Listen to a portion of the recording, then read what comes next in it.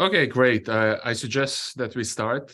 So today, as one of the first talks in the tech series, we wanted to talk about time series. As you know, LSST is obviously ambition, which will generate a lot of time series, and there will be a lot of time domain science to be done. And especially here at Link, we have been thinking a lot about how to deal with such amount of time series data in software design, and how to deal with all of this data. So today we have two speakers that I hope will help us in understanding the topic. And the first of them will be Will Barnes, who will talk about Sunpy. So Will is a research assistant professor in the Integrated Space Science and Technology Institute at American University in Washington, D.C., and a research scientist at NASA Goddard Space Flight Center. And prior to joining these institutions, he held postdoctoral research scientist position at the Naval Research Laboratory and the Lockheed Martin Solar and Astrophysics Laboratory, and received PhD from Rice University in 2019. So he works on, his research focuses on the heating of solar corona and outermost layer of the sun atmosphere through simulations and data analysis. And he's a data scientist for multi-order X-ray imager on CubeSat, but also, today he will talk mostly about that, I think, deputy lead developer of the Sunpy project. So please, Will, take it away.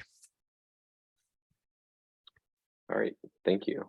Let's see if I can share my screen. Hopefully all this works okay. All right, can you see my screen and my presentation in full screen mode? Great, awesome. Okay, and if so, Nevin, if there are questions in the chat, please feel free, if you could let me know, that'd be great, because I cannot see the chat while I'm Sure. Please ask questions in the chat or in the Slack, or of course at the end. Of course, that will work as well. And if people have questions during the presentation too, I'm happy to answer questions basically at any point. Right. So yeah, thank you for inviting me and really the Sunpy community to give this talk and to have sort of a presence at these tech talks. So I think sort of outside the usual audience that we're used to speaking to. We're used to kind of talking to solar physicists about Sunpy, but it's nice to kind of broaden our horizons and talk to the sort of wider astrophysics community as well. So I am, like Nevin said, I'm Will Barnes. I am at American University and Goddard Space Flight Center, but more importantly, I'm one of the lead developers for the Sunpy project. And so even though my name is on the slides, I'm giving this talk on behalf of the entire Sunpy community. So to just kind of give an overview of what Sunpy is, I'm talking about sort of some of the details about the code of the package, but also to kind of give some perspective on the community surrounding the package and the kind of wider developer community. Okay, so first, just for some context for context for the field of solar physics and what software looks like in solar physics. So historically, most software that's used to analyze solar data and that's developed by the solar community has been written in IDL, the interactive data language. I can imagine since most people here are astronomers or associated with astronomy and astrophysics in some way, you're probably aware of IDL. So I think the solar community has for a long time standardized around IDL, and in particular, they've spent a lot of time developing this particular software package called SolarSoft, or solar software.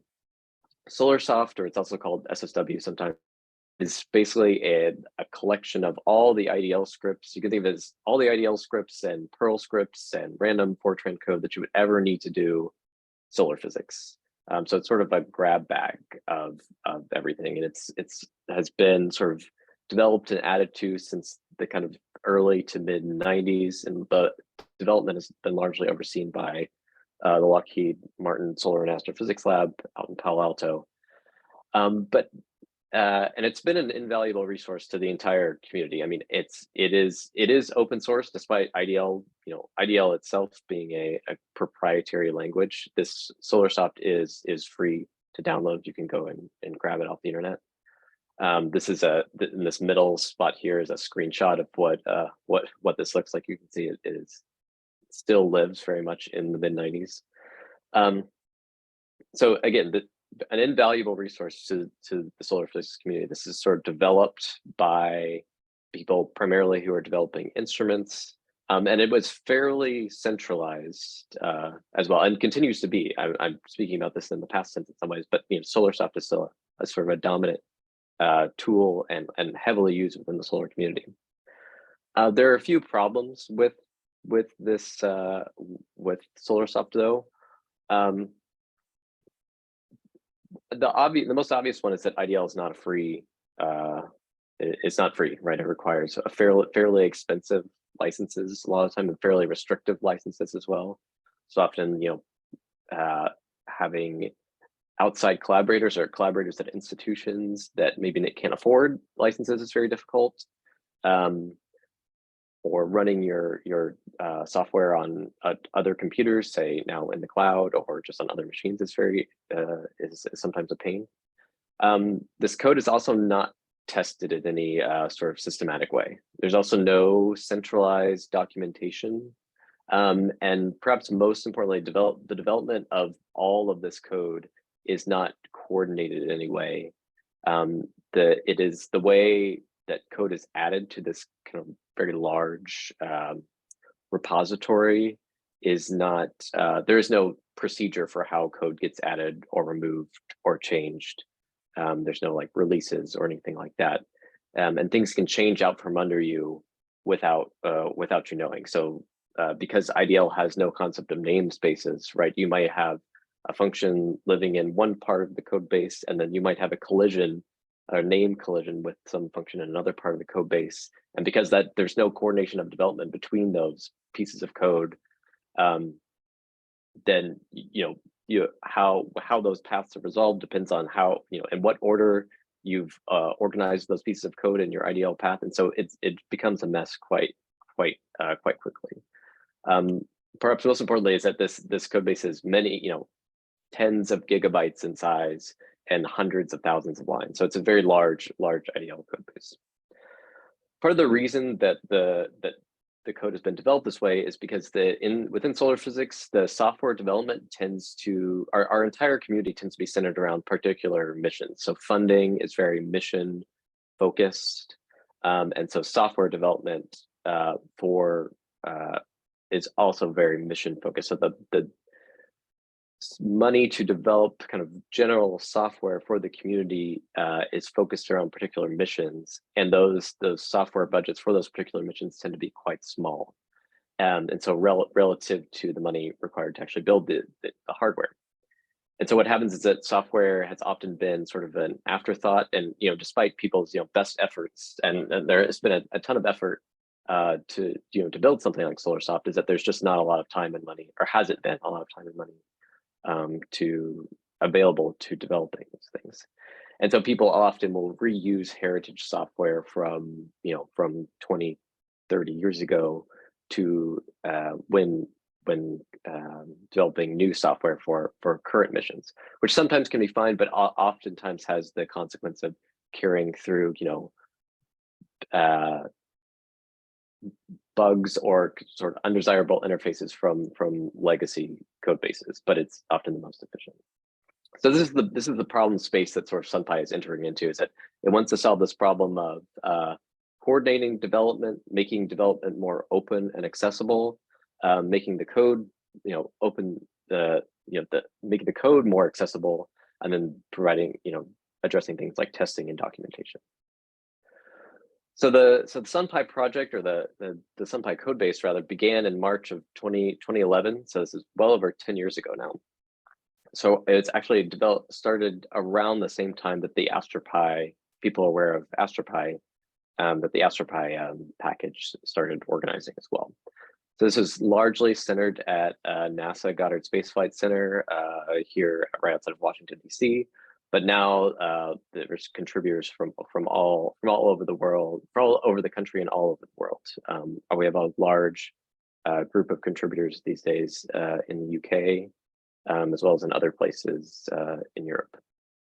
So the goal of Sunpy is to provide a community-developed, free and open source software package for solar physics. So importantly, it isn't just that the code is free and easily, and free to download, but it's openly developed, that the community, the solar physics community, has a say in how the code is developed, and the processes for contributing code and being part of the community that contributes code are well documented, and that there's a procedure for contributing code to the package. So one of the things we strive to do is have open and coordinated development, and we do this on GitHub through sort of standard tools like issues and pull requests through our GitHub repository. We strive to embrace best practices like testing, documentation. We have a regular release schedule and sort of long-term support releases where we don't, break compatibility for some set period of time, and have deprecation periods when we remove pieces of code.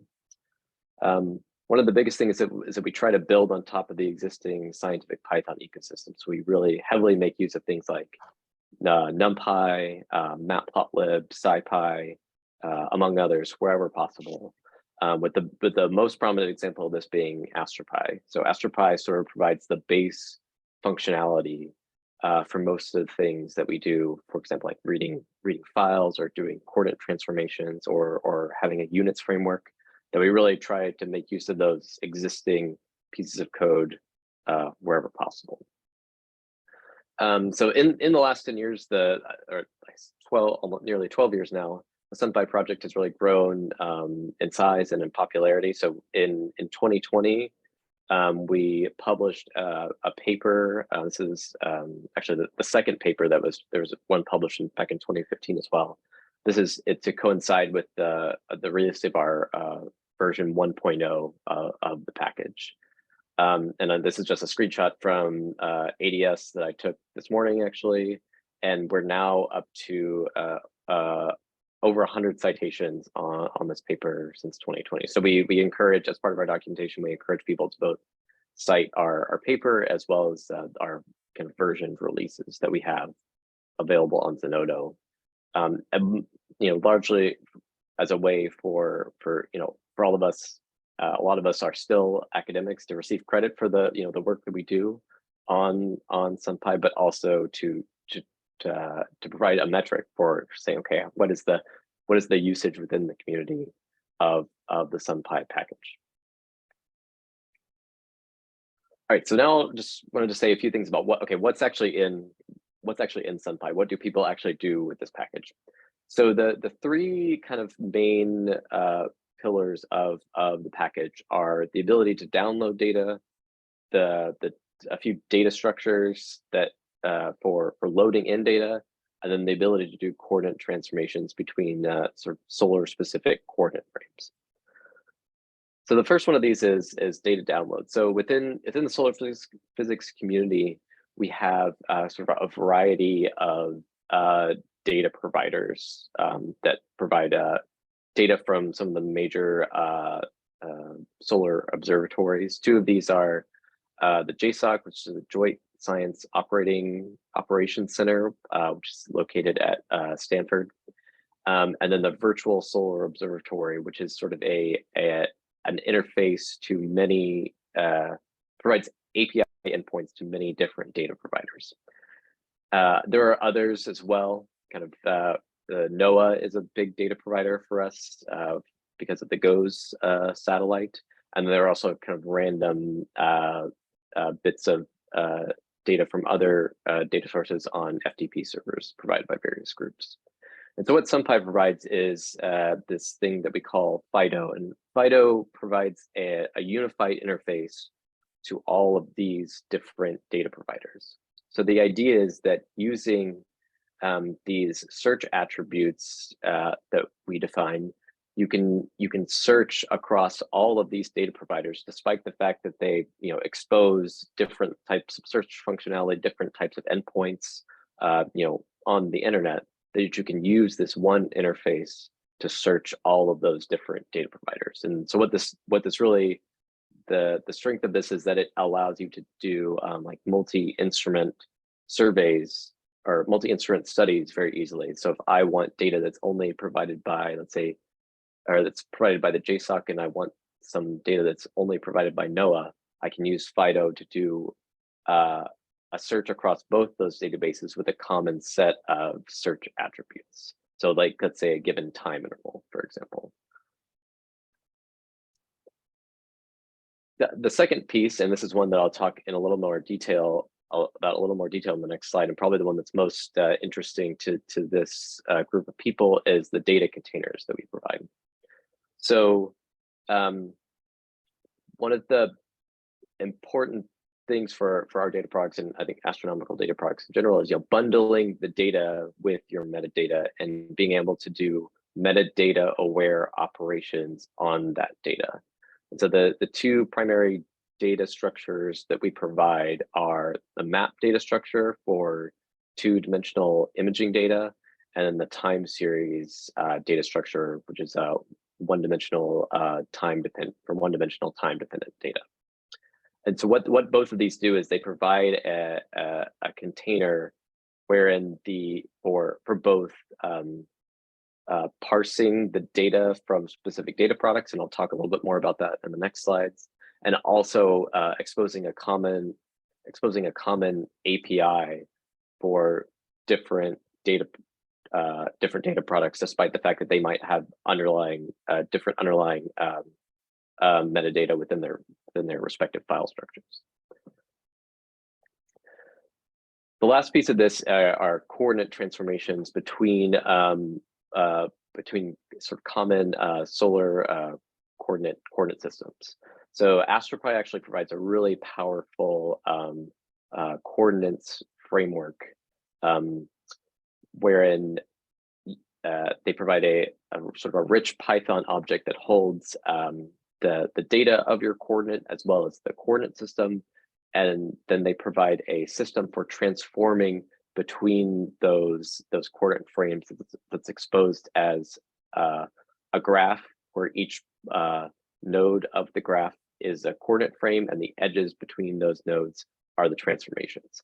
And so what we do is we leverage the AstroPy coordinates framework and define some solar specific coordinate frames that sit on top of those, that framework that's provided by AstroPy. And what this allows us to do is to do what's sort of depicted in this cartoon here, is that if I have an observer or a satellite that observes the sun from sort of one position, and then I'm, say, Earth, and then I have another satellite that, say, is separated by approximately 9 degrees from Earth. Those coordinate systems are dependent on the observer location, but I may want to locate sort of a common feature that's observed by both of those observatories. I can use the coordinates framework to do that coordinate transformation between those two coordinate systems and locate that common feature on my image, which is a very common use case or workflow within solar physics. And this coordinate framework provides a very intuitive interface for doing those types of transformations. So I wanted I'll just give a little more detail on the kind of the data structures that we provide. So like I said, one of these is the map data structure. Solar physicists love images. That's kind of our primary data product that we're used to looking at. These images are typically provided in FITS files, and although there is a fairly well-defined FITS standard, people adhere to the FITS standard with varying levels of seriousness, I'll say. And so that what ends up happening is that you need to do, while parsing these FITS files and exposing the data and the metadata, you may need to do some sort of munging of the underlying metadata to get it to conform to this standard. And so this is what our map class, the sort of the main job of our map class is taking in it. They're able to take in these styles and sort of adjust the metadata appropriately and expose a common API to all these images. So I can, for example, I can load an image from AIA by just sticking in the file name right here. It knows how to load this AIA image, and I can do use this peek method to do just a quick view of what this image looks like. And so AIA is the UV imager on the Solar Dynamics Observatory. It's one of the sort of flagship imaging instruments in solar physics. So I can also access through these properties on the object, things like what the observatory is, what wavelength it's observing in, as well as the kind of raw representation of the metadata. I can also do things like rotate the image, say by 45 degrees, and then I'm just showing another preview of what the image looks like. And so what this rotation is doing is that it's not only applying an operation to the data, but it's adjusting the underlying metadata appropriately, such that my map knows that it's rotated, that the image of my sun is rotated 45 degrees relative to the pixel axis. I can do more complex things. So like I said, this map object knows how to ingest various different types of data products from different types of observatories. This is another image or file from another EV observatory. And I can, as you can see, I can access the sort of same types of metadata on this object in much the same way as this other image. And I can also do more complex operations like reprojecting an image to the viewpoint of another observatory. So this is from the stereo observatory, which is offset by about 50 degrees from AIA at the time this image was taken. And this is what, and so I can reproject and do a coordinate transformation, and then reinterpolate this image to see what it would look like if it was observed by the other observatory. For the sake of time, I think I'll go on to the time series. So this is again probably the most interesting thing for this crowd is this time series object. And so the time series object works somewhat similarly to the way the map object works, and then I can pass a file name to my time series object. It knows how to ingest that that particular file and expose the metadata in sort of a common way. And I can also use this peek method to have a quick look on the data. So this is from the GOES X-ray sensor, which is a sort of a spatially integrated X-ray intensity in 2 channels that's provided by NOAA. And so you can see again, I have a metadata object. I can get things like the observatory. Importantly, I can also convert this time series object to a pandas data frame. So this toData frame method gives me back a data frame where time is the index, and then I have my two different columns representing the 2 channels on the observatory. There's also some additional flags that are provided in these files. One of the more useful things too is that I can easily concatenate in a metadata aware way these time series. So I have this other time series, which is for the day. So these are each cover 1 day of observations. This second time series covers the next day, and I can use this concatenate method to combine these 2 time series. And you can see now my resulting plot here shows this 2 days worth of spatially integrated X-ray data from GOES. So I realize I'm running very short on time here. So that was the sort of main stuff I wanted to show, but I also wanted to say that the Sunpy project is more than just the package itself. We're composed of a few different software packages. We also have several roles within the project. We also participate in the sort of wider solar physics, astronomy, and scientific Python communities. We have an affiliated package structure, which essentially is just a collection of packages that do much more specific tasks like calibrate data from specific instruments or provide image analysis techniques, or one of these called PFSS-Pi is a field extrapolation package, which is a very common technique used within solar physics. As far as our infrastructure goes, we use, like I said, we use GitHub for all of our code collaboration. All of our packages are hosted on GitHub. We use GitHub Actions for doing continuous integration and testing of all of our packages, and as also for building all of our releases that get uploaded to PyPI and CondaForge. We use Circle CI for some testing as well, and we host all of our documentation on Read the Docs. Like I said, we have several named sort of roles within the project. It's myself, and then Stuart Mumford, who is the lead developer. We have several other people who do things like oversee our continuous integration, our releases, and handle outreach. And we also have a board that sort of governs the overall sort of kind of trajectory of the project, but is less involved with sort of the day-to-day development. And there's more at this webpage. You can find out more about each of these roles. Like I said, on the community side, we participate. Most of us that develop the package are solar physicists, so we just participate in the wider kind of solar and heliophysics community. We also have involvement in the kind of wider astronomy community and astrophysics community, mostly through the AstroPi project. And then we also participate in things like Google Summer of Code. There's several of us that regularly attend SciPy, and we're also involved with NumFocus, which is a organization that provides fiscal sponsorship for a lot of packages in the wider scientific Python ecosystem, like NumPy and Matplotlib. Go ahead and skip this slide. This is just to say that we have a lot of different ways for the community to engage with us. We have GitHub. We run a chat that's fairly active and is used by both us as developers as well as users to ask questions, and as well as a mailing list.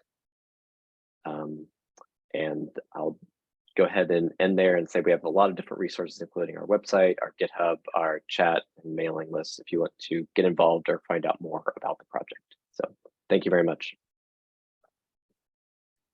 Wonderful. Thank you, Bill. Thank you. And I think we have time for a few questions. I can start while we wait maybe for questions in chat, and I have many, but like one of them would be like you mentioned exactly people collaborating, contributing. Like what did you find most useful like inputs for people to contribute? Was it like you mentioned summer schools, you have this chat, was it, you know? Yeah, I think that's something where we've probably struggled a bit. Probably a lot of our user engagement happens. There's a lot that happens in our chat. Some on we have a pretty old Google mailing list. This is what this bottom screenshot is here. And that has been running, I think, since before I joined the project, and that's still fairly active. I think we've realized that our most effective engagement tool is people knowing someone who's already involved with the project, and having like that face-to-face interaction is really important. But of course, when you have a community that's spread across the entire world, that becomes, difficult. So we've tried to maintain a presence at, we have, there's a solar physics division within the AAS, and we have yearly meetings. And so we try to run some sort of like tutorial or forum at every one of those meetings every year. And we found that kind of face-to-face engagement helps a lot. Okay, and then maybe last. For instance, you mentioned units. You have units there based on AstroPi units. Yes. So somehow you carry these AstroPi units, but you combine them. I know the base is pandas data frames. Do you somehow combine that, or you carry it independently and then you apply AstroPi functions, or how does that work? So yeah, you mean within time series? For instance, yes. So yeah, when you export when you do like a 2 data frame on time series, it there are no units carried through there. Right. On the time series object, there is I believe there is a quantity property that will return. There is some sort of property that we have that returns unitful quantities from that object, but it is something that we provide on top of the time series object. I will say the caveat to this whole slide is that we are exploring a complete rewrite of our time series object, which I think we had talked about with you, Evan, that would be on top of either an AstroPy table or an AstroPy time series. And then so integration with things like AstroPy time and AstroPy units would be much more native. Okay, and then maybe last question, Gino Sokolsky asked, so, who funds all the important Sunpy work that you described? Right, yeah. So for a long time, this was a largely volunteer effort or people just sort of used, kind of their work time, use like parts of their research project as an excuse to do Sunpy work, or lots of PhD students like myself procrastinated what we were supposed to be doing and worked on it. Now there is some funding from NumFocus that funds sort of like very short-term projects. We have some funding from some more short-term NASA grants to fund sort of like short-term projects, but most importantly, we have a funded proposal from the NASA open source tools, frameworks, and libraries, I think is what it's called, that funds myself, Albert Shi, who is also at NASA Goddard Space Flight Center, and then Stuart Mumford, who is in the UK. It funds about a third of my time, and then I think more or less a third of everyone else's. And that's our most significant source of funding right now is that proposal. Yeah. Wonderful, thank you. Okay, lovely. Thank you, Will, once again. Thanks very much. So now we'll go to Andjelka. So, we heard from one more established project, not in LSST universe, but, when we are thinking about how will this work in LSST, so Andjelka will talk about in-kind contribution, SER-SAG software in-kind contribution. Just very shortly, so Andjelka is Associate Professor at University of Belgrade, and she's a member of TVS and AGN Science Collaboration and lead of this contribution. I know her from her work in AGN physics, and especially in her work for LSST predictions for AGN physics, and I'm looking forward to this a lot. Okay, take it away, Andjelka. Thank you so much, Neven, for your kind introduction. And also I thank all the people presented here in this time. And on behalf of SER-SAG team, I will present report on key technical aspects of the Conditional Neural Process module that is integral to our in-kind contribution related to time domain periodicity mining pipeline for AGN light curves. And our special thanks goes to Link, Neven, and Alex, who are leading organizers of Link Tech Talks, for giving us this opportunity to present this report. Also, our team is currently experimenting with these algorithms and welcomes feedback from the LSST community. First of all, please let me introduce LSST SER-SAG team based on our in-kind. Our team is supposed to have data right holders with equivalent worth of 6 PIs. The project and program managers are Dragana Ilić and Luka Popović, and you can see effective staff. We organized the sub-teams with 2 grant supports from LSST Collaboration Enabling Science, and from this team, Đorđe Savić, Isidora Yankov, and Eva Hajdinjak participated in LSST Data Challenge. The goal of the time domain periodicity pipeline is to find periodic signals in LSST AGN time series data, and pipeline is original that it combines multiple wavelets using our original 2D hybrid method and deep learning of modeling for modeling light curves.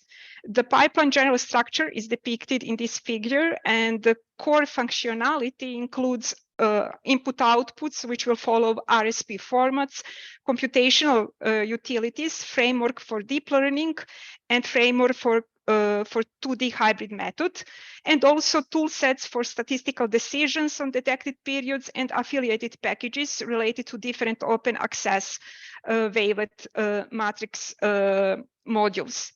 During this talk, we will look at under the HUD of framework for deep learning of light curves, which we call Conditional Neural Process unit.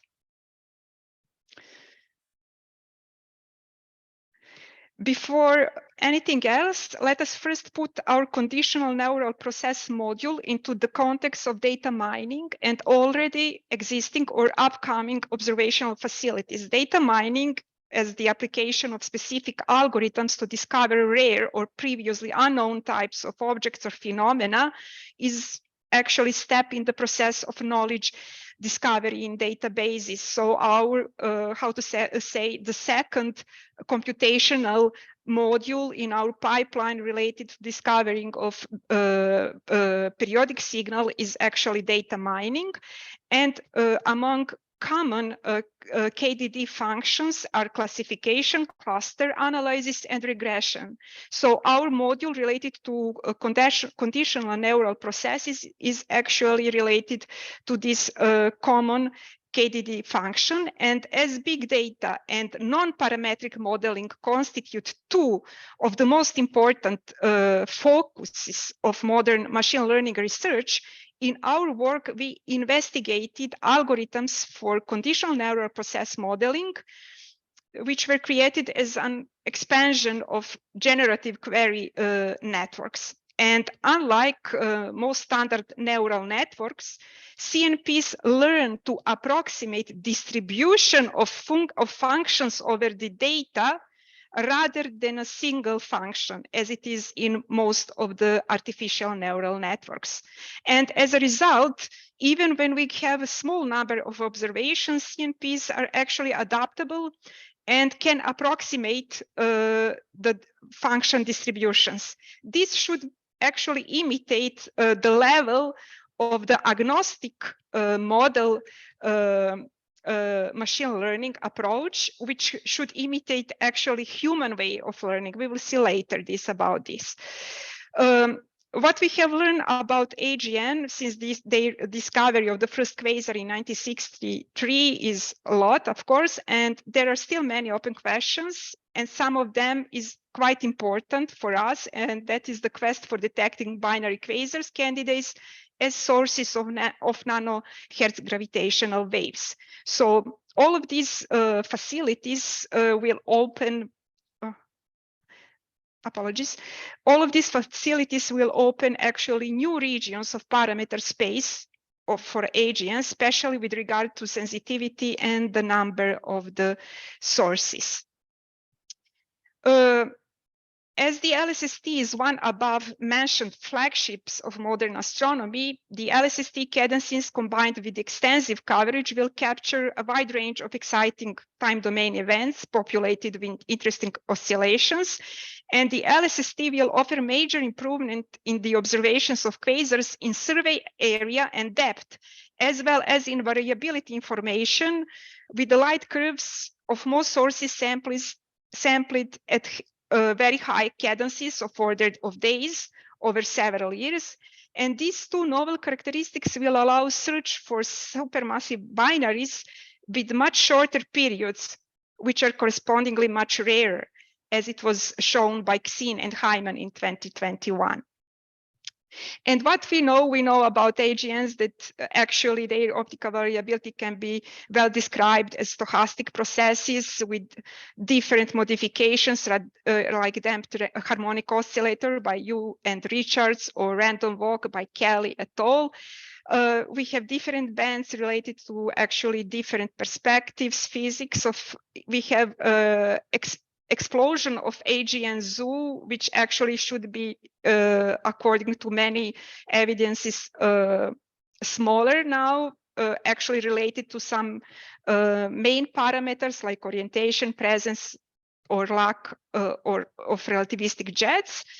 And the problem is the central in the data analysis is actually extracting important signals of variability. In our case, that is the binarity, which is related to the other 2D hybrid module.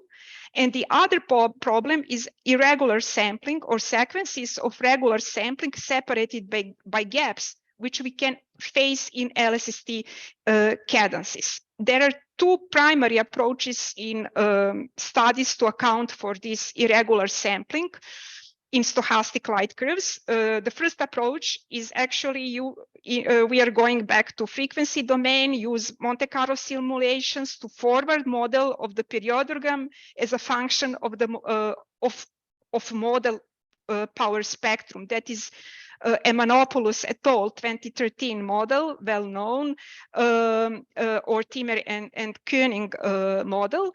And this approach is extremely flexible, but can be computationally expensive. This is especially true if there are intervals of fine sampling separated by intervals of sparse sampling that we will face in the LSST cadences.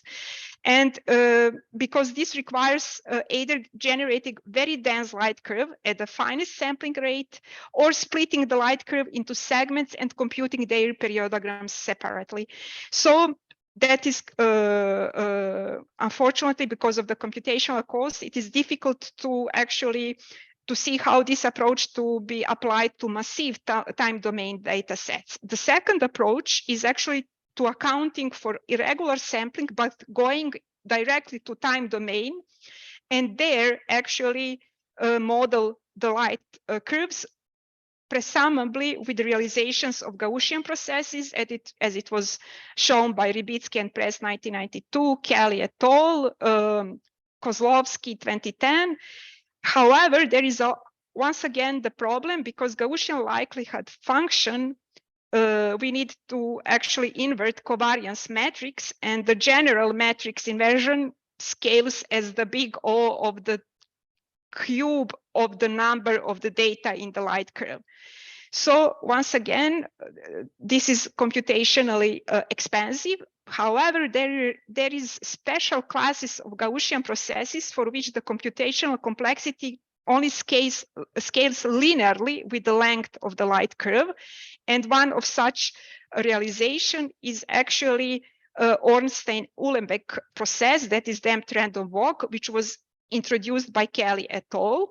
And also we mentioned very specific and interesting Gaussian processes introduced by Hu and Tak in 2019, using sparse algebra, actually sparse matrices, in order to compute Gaussian processes. What we know immediately after introducing the car processes, some studies have found evidence for deviations from the damped random walk model for optical light curves of AGN.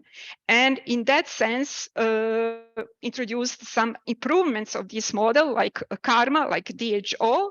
And as a team, we have been asking ourselves, can we learn AGN light curves not confronting the beautiful LSST telescope, not confronting the beautiful teams of other scientific groups with our demands for impossibly ideal cadences, and in order so that we can use actually the meta learner, model agnostic meta learner, which will inherit some nice properties of Gaussian processes actually to fit into the data distribution of the functions, not only one function as neural network. And that was actually our goal with this modeling unit. So after we positioned our deep learning unit into the context of KDD and actually LSST, we will just take a bird eye view of the AGN and why these objects are fascinating. So Einstein thought that nature would protect us from the formation of black holes, and specifically from supermassive black holes. To the contrary, nature make them in abundance, and supermassive black holes reside in the cores of majority of galaxies. So relativity, general relativity, and quantum mechanics appear to suggest that the universe should be boring place, dark, lethal, and lifeless. However, this quite fascinating phenomena, active galactic nuclei, arises in the universe, and as implicit in their name, they are strong emitters than nuclei of normal galaxies. And this extra component is unrelated to the nuclear fusion powering stars, and is now universally accepted to be connected instead to the presence of actively accreting supermassive black holes. AGN have many interesting properties. This includes very high luminosities, which make them the most powerful non-explosive sources in the universe, or visible up to very high redshifts, small emitting regions in most bands of the order of milliparsec, as inferred from their rapid variability, implying high energy densities, and they are detectable, and they have detectable emission covering the whole electromagnetic spectrum. Different methods are employed in different bands to identify AGNs, and the various wavelength regimes provide different windows on AGN parts. For example, infrared band is mostly sensitive to obscuring material in the and the dust. Torus, the optical and UV band, is related to emission from the accretion disk. We have the X-ray band, traces the emission of corona, gamma ray, and radio samples. On the other hand, select actually strong non-thermal radiation jet and lobes, and we have emission lines arising from reprocessing of X-ray and UV radiation in two kinematically distinct regions, the broadline region and the narrow line region. Today, we are already exploring the micro arcsec structure of supermassive black hole accretion flows through echotomography experiments, which will also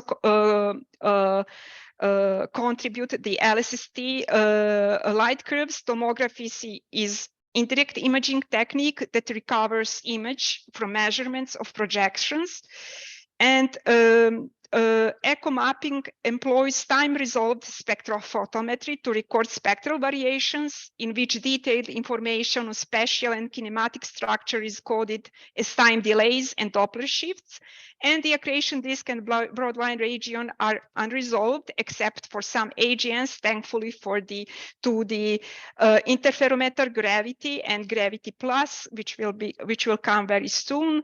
And for example, thankfully to planetary radio interferometer event horizon telescope.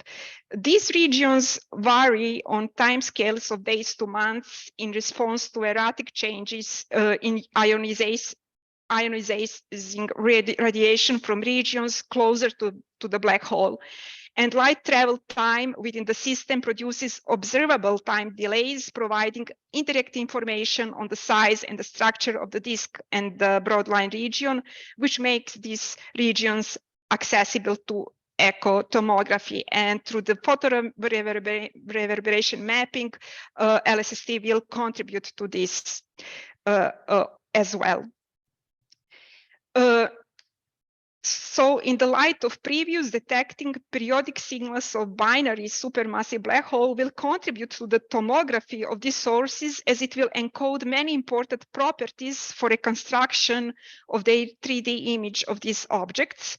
And what we could face in reality of AGN light curves can be something of presented here. Periodic variability may be imprinted by the orbital motion of subparsec supermassive black holes via time variable accretion, or by the relativistic Doppler boost. And it also has been suggested that binary self-lensing, which would occur if the accretion flow from one black hole was gravitationally lensed by its companion, could serve as a signature for the binary. So we could expect different mixture of signals. For example, we could have steady mean flux. We could consider at least 4 different components, the Doppler boost, gravitational microlensing, stochastic noise described by the damped random walk or any other Gaussian process, and photometric noise. So relativistic Doppler boosting will dominate photometric variability for unequal mass binaries and for orbits that are relatively close to the edge on. So the binary, as for the periodic accretion, the binary perturbs the circumbinary disk and leading to periodic leakage of gas in the cavity. And so this periodicity coincides with the orbital period for unequal mass binaries, whereas for relatively equal mass binaries, the dominant periodic component can expected be at several times the orbital period. So we have also another possibilities. The other competing model for oscillatory signal in binaries, supermassive black hole binaries, is more bursty quasi-periodic variability model as predicted by hydrodynamic simulations of circumbinary accretion disk by Faris et al. In 1929. And in these simulations, significant periodicity in the accretion rates emerges only for a mass ratio larger than 0.1. So where we have different effects like binary torques. On the other hand, we can see that for smaller binary mass ratio, the burst signal could be immersed in the red noise as the upper left figure.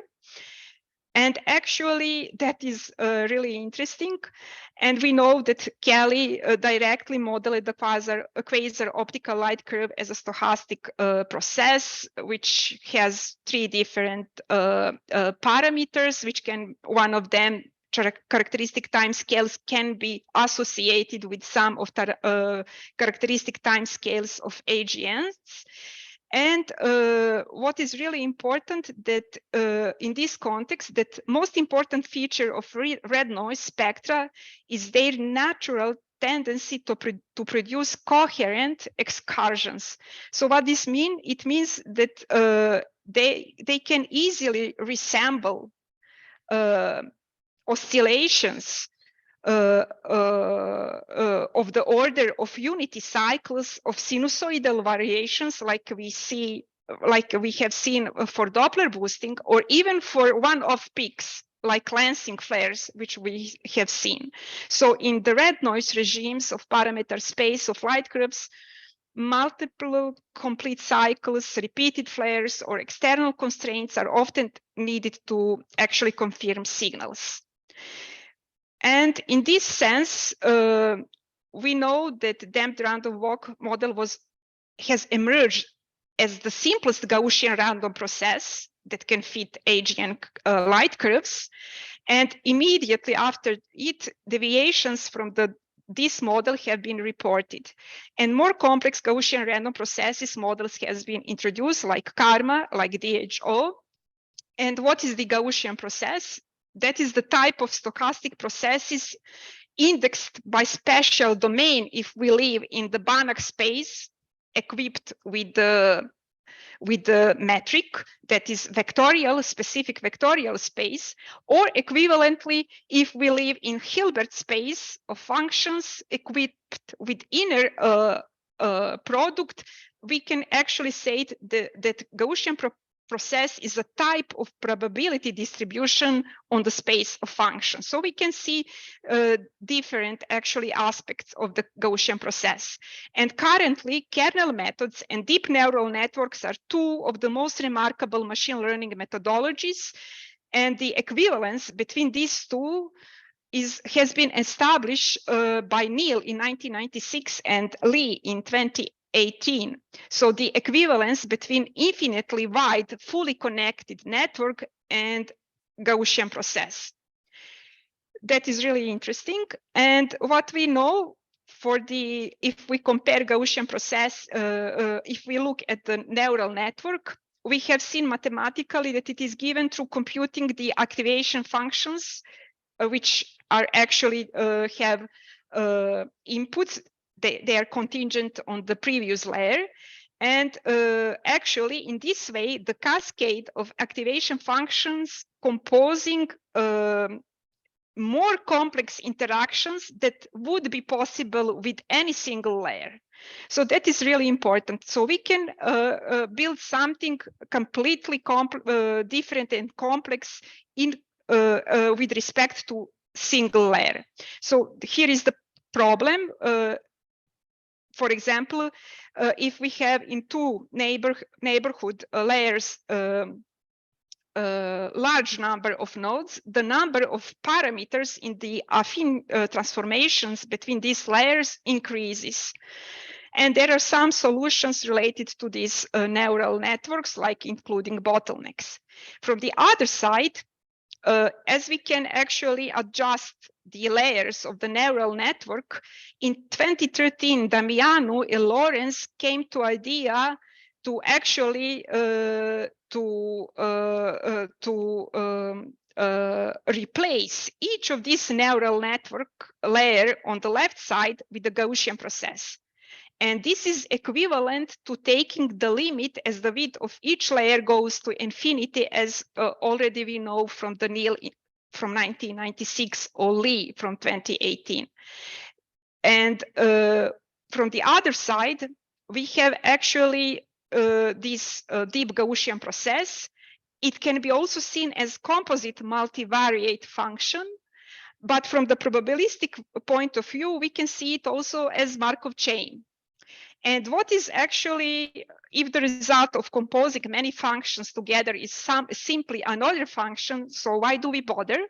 So the key point is actually that we can completely change the final complex function. For example, if I have the light curve which has very sharp changing of the gradients, it means that its second derivative is problematic and it cannot be actually modeled by Gaussian process. Deep Gaussian process can actually model this.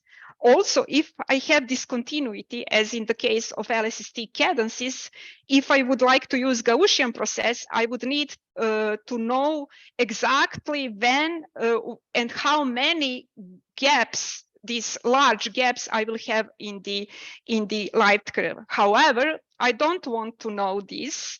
And for this agnostic modeling, deep Gaussian processes can help with big, large gaps as well. So we have this comparison between these algorithms. Andjelka, as a team, we are very close to an hour, okay. So it would be good to, yeah. Okay, thank you. So as a team, we have been facing on the spectrum of algorithms ranging between neural networks and Gaussian processes.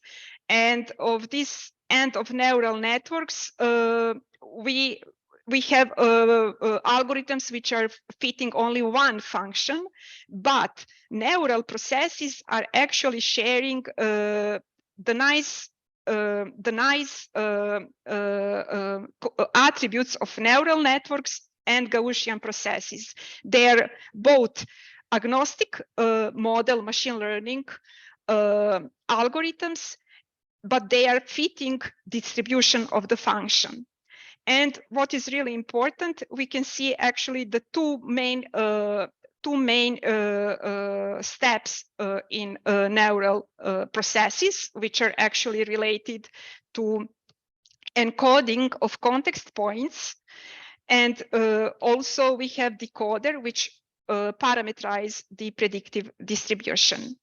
So we actually implemented this in our work, which is actually published, and we have refactored this code into several notebooks. And very soon we are preparing the notebook, which is actually related to their